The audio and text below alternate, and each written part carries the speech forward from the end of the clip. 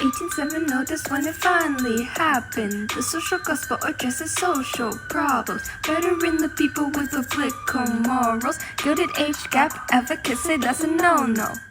From 1860 to 1900, there was a period of rapid industrialization after the Civil War, causing large economic divides between the rich and the poor, hence termed the Gilded Age, violent conflict between labor and capital, the dominance of corrupt political machines in the cities stealing millions with graft and fraud, and the rise of social Darwinism, which justified economic gap and poverty.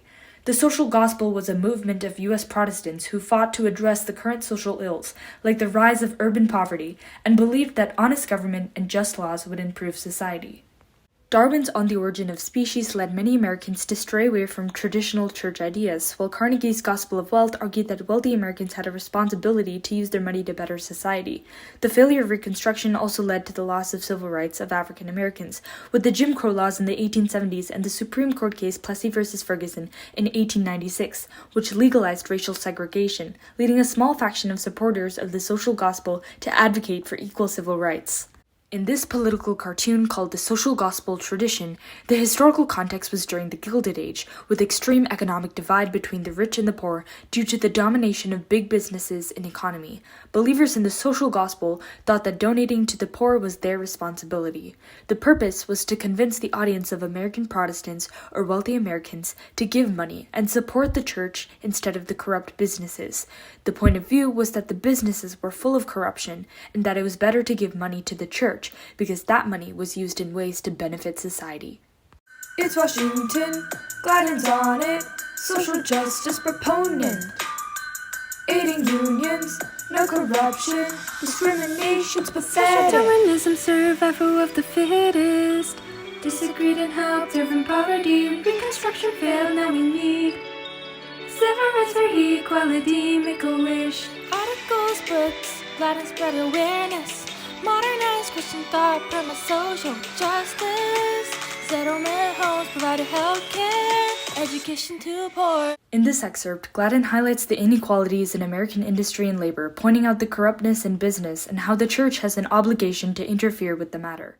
Gladden's books, like Working People and Their Employers, supported rights of workers and unions and spread awareness of social issues. As moderator of the National Council of Congregational Churches, he turned back a gift of tainted money from corrupt business, from Rockefeller, influencing leaders of other charities to advocate for eliminating corruption. Later in 1885, he helped form the American Economic Association to share economic knowledge with all classes. In 1905, he founded the Gladden Community House, which provided education, emergency assistance, and support to the poor. A national speaker fighting corruption against corporate trust and racial prejudice. Ooh, board of education. Ooh, desegregate public schools. As a pastor, gave sermons on reforming Christianity, used to better society. Ooh, helped from the NAACP. Ooh, yeah, that's what he wanted it to be.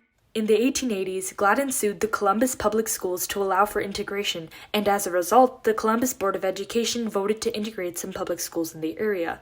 As president of the American Missionary Association, he fought for education and equality for blacks while promoting Christian values, and openly supported black reformists like W.E.B. Du Bois.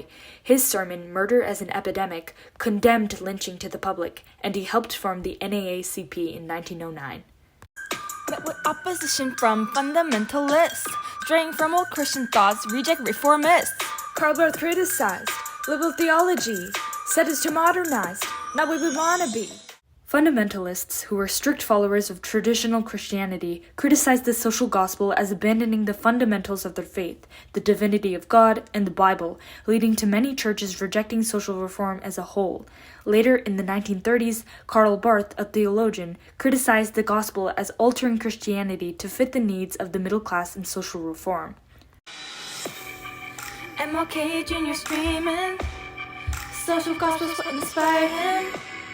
Civil rights of black Americans, it's the same passion they all have within. Use the social gospel theology to build the foundations for his arguments. Got to thank all those who had previously inspired change like this for a century. Later, in the 1950s and 60s, Martin Luther King Jr. embodied the gospel and Gladden's ideology in his battle for civil rights for blacks, as he believed that the church must address social forces that kept people in poverty, and his nonviolent stance came from the optimism that racism could be transformed if met with the love of God. He combined a passion for the freedom of African Americans and the equitable treatment of American workers. This legacy, every day fighting on, it's a big change. Work for social justice. Ooh, created a brand new system. Ooh, set the stage for progressivism.